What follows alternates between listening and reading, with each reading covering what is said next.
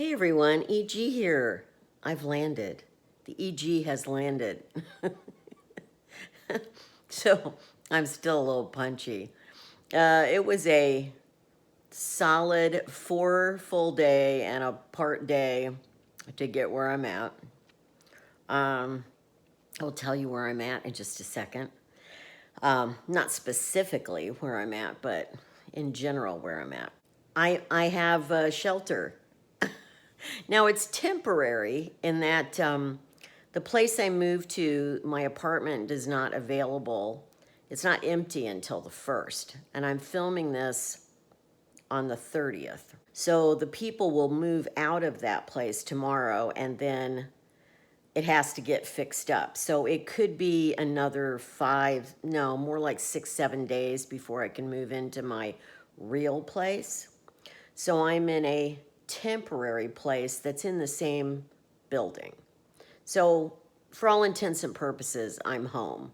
And I signed a lease and I paid. So I'm officially not homeless. And I'll talk more about in the next video about how all the feelings surrounding that. But I just wanted to do a quick update video. It's going to be a challenge to upload this because I don't have internet till Wednesday here and actually in my new place, which even though is being fixed up, my landlady said I could go in there and set up the internet and be able to use that to upload as of Wednesday. So, but until then, I'm having a challenge trying to upload. So if you watch my spiritual channel, I put out a video on Friday, the 29th. And to upload that, I had to go to a coffee shop a mile away.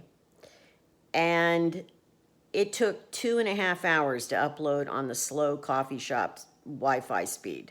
It was crazy. So I sat in there and drank some tea and had a scone and just, fortunately it wasn't super busy most of the time. But yeah, so today I'm doing this video really quick. And then I've got to go to the public library to see if their Wi-Fi upload is any faster because that also is going to entail, I actually have to go out and do several errands, so I'm taking an Uber today. But because the car has, been returned. I returned my rental car. Drum roll. Where am I? Okay, where have I landed? So the only thing I can tell you is that, and some of you guessed correctly, is that I am in small town Ohio. That's as much as I'm telling you. There's gazillion small towns in Ohio, so good luck with that. But for those of you who only have good intentions in mind for me, I'm sure it will satisfy you that I'm in small town Ohio. It's very cute. It's a very nice little area. Everything is close. I've always, I lived out west for so long, even though I grew up on the East Coast. And I lived out west for so long that I forgot how close everything is back here, which is really nice. So it's not really far to get anywhere. Anyway, I will be having to live without a car here for, who knows, maybe a year, maybe 6 months. I don't know. But for now, I've just got to do it. I can't afford the car. I have to keep a little bit of buffer of money just in case YouTube crashes or whatever. So I just can't afford it, and that's okay. There is Uber. The only reason I can't walk more is because if you've been in rural Ohio and many other states actually, it's very hilly. I'm not used to all the hills. So I did walk back to my place the other day and I almost died. I mean, I didn't die, but I could have died. I was so out of breath because I'm so out of shape. Like, well, first of all, I haven't walked tremendously since I got sick with the virus. And I have been walking, but not that much. And also, I was used to walking on relatively flat areas, like even in Europe. So this is a challenge, and I need to lose weight, I need to get more in shape. It's going to take a while. So in the meantime, there are some flatter areas near where I'm staying, near the apartments, where I can walk without having to go up a bunch of hills. So in the meantime, I still can walk. But that's my situation. Anyway, I'm so happy to be here. I'm so grateful to be here. You know, I just watched a documentary on YouTube that was from NBC News about basically, you know, the graying of, you know, homelessness. In other words, that so many people that are homeless now. I think it was over 41,000 people that are over 65 are homeless in the U.S. right now. And that's just, I was watching it and it broke my heart. And I thought, you know, I was so close to that. I was so close to that. And, you know, for the haters out there, they'll go, well, you did it deliberately. Yeah, well, I didn't know, honestly, when I went over to Europe and where I could live, I was living cheaper, basically, than most places in the U.S. I didn't realize how hard it was going to be when I got back to find housing. So I want to just touch on that a minute, and then I'll tell you some other details and facts about the trip out here, and you know where I'm at and what I think of it, and I'll get into that in a minute. So, yeah, what was so difficult and why I ended up coming a large way across the country was I had an offer from somebody, not for anything free. I'm not taking a freebie. I'm paying normal rent, but the rent is a lot less. It's only $725 a month, I can tell you that. And I couldn't get that anywhere for anything decent. I couldn't. I just couldn't get that anywhere else. So I needed to go for the lower rent. And but the thing that surprised me when I was out in the West was that I didn't realize it was going to count against me that I was gone for 5 months. Like not having a physical address for 5 months, it was like, that was like a mark of shame or something. Even if you do something deliberately. And I literally was surprised by that. I really didn't think that would be the reaction.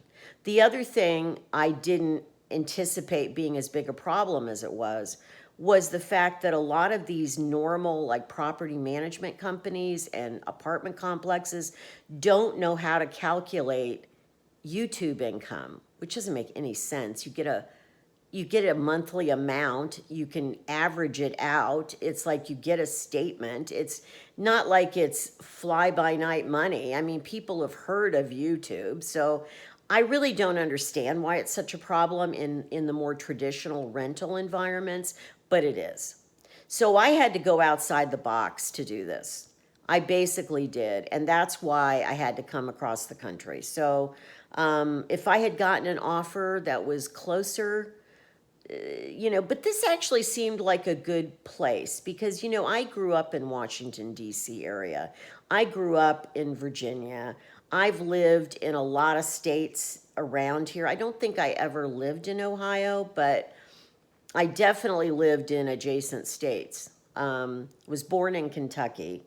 So, you know, it's not that weird for me. In fact, my landlady asked me, she said, have you ever like been, because she didn't realize, you know, where I'd grown up or whatever. And she said, have you ever been here? And I go, yeah, I've been there. I grew up there. I mean, I was on the East Coast till I was, 23 years old. So, and we traveled a lot. My dad was stationed a lot of places. We even lived in Omaha, Nebraska when I was a kid. So, no, this isn't that unusual. It's like kind of like coming back to your childhood, which is kind of nice. And you know, let me kind of get that out of the way. But I did want to discuss why it was so difficult to get an apartment. It really was. And it's not like I didn't have income. That's the weird part. It's like it's so much more challenging to get apartments today than it was 20 years ago. Definitely. So now I'm aware of that. Let me talk about a little bit about filling in the blanks. You guys have seen the video of me crossing the country with Lucy. And she's really been resting. I think she took it harder than I did. I don't know why. I was doing all the frickin' driving. But she was, she's struggling. And plus, she's never been here before. You know, she's never been to the East Coast before. This is all very new to her.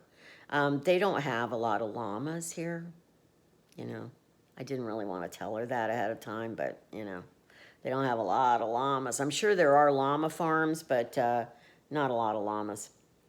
So anyway, the point is that we had a good trip. I have to say, as bad as the last month was, and it was one of the worst months of my life, the trip out here was relatively trouble-free. The car was amazing, didn't give me a speck of trouble. The only weirdness, of course, was that night in Rawlins, Wyoming, where we lost power for the whole night, and that was a little freaky at the hotel. But other than that, everything really went pretty well.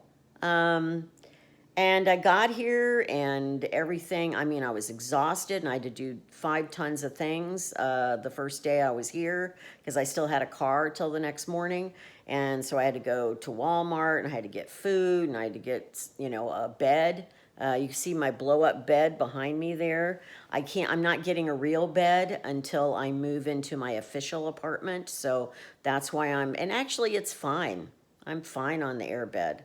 I did have to put down a kind of velvety quilt thing under the sheet thing on top because if you've ever slept on an airbed, you know they can get cold. Like you get cold at night sleeping on them because it's like there's cold that emanates up through the bed, the air. So with that barrier down there, it's been much better.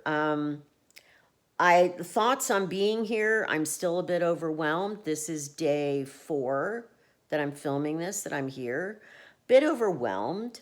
Yesterday, I mostly rested. I did not go out at all. I did my laundry, which is in the building. I called my best friend. You know, got some things organized, even though I can't really get organized yet until I'm in my official place. But yeah, it was a nice restful day yesterday. Now today I have to go out and do a bunch of errands, including going to the library to upload this video. So wish me luck on that. But yeah, I like it here. I'm okay. You know, I signed a 1-year lease, so I'm here for a year. You know where EG will be the next year because she's going to be here. And that's fine. I'm really fine with it. You know, there's always an adjustment. There's things I have to get used to. There's things I'm going to like and not like about the place I'm at or the town I'm at or whatever. That's just normal. I'm not worried about that. I think it's going to be fine, and I want you guys to not worry. And I'm just so grateful to all of you that were supportive with your words and everything else in help getting me here. I really feel like this is going to be, it certainly was the most affordable thing I could do. It does make me very sad that I had to leave behind 2/3, 3/4 of my stuff that was in storage, basically, and I don't have a good plan for that. I did already look into companies that will just ship the bins or boxes to you, and it's outrageous. It's just outrageous. I just, you know, $1,200, $1,500. So yes, I pay $50 a month, and I had people criticize me for that. First of all, it's the lowest storage rent I could get. There was no lower storage rent in the whole area than $50. So, and most storage units, even the ones that are just a 5x5, are still $45, $50. So it's not outrageous storage rent. If I pay it for a whole next year, that's going to be $600. That's still less than half of what it would cost to ship it out here. So, and to ship it out here, I have to have the money right now to do that, which I do not. I cannot spend that to do that right now. I have spent so much in the last couple of months, so I gotta like tighten the purse strings here at this point. So would I like to have some of that stuff with me? Sure. But I can't do anything about it. And I will be doing a video about continuing about these topics about minimalism and just living on less, and what I've really learned about that this year, because I have learned an awful lot. You know, I was really, where I was living until the end of February when I left the US, I was really comfortable. You know, I'd gathered a bunch of stuff around me in the previous years, and I was very comfortable and had lots of stuff in my little tiny place. But you know what? I just realized how much big of a pain that is. So I am intentionally going a different direction here. And I'll be sharing that with you as we go along. So anyway, to sum it up, I just wanted to let you know I'm fine. I made it. I have a home. Well, I have a home part one, and then home part two is in a less than a week. So, but I'm fine. And I'm really grateful that I'm not homeless. When I watched that video that, you know, there's been a number of those produced in the last few weeks about the homeless in America, and in particular the aging homeless, the elderly. It's scary. It is really scary. And I really feel like I really dodged one there. I mean, it was scary for a few, well, it was scary for almost a month, really. So I'm here, I'm good. I'll be posting another video in a few days. You'll see this on, I believe, Sunday.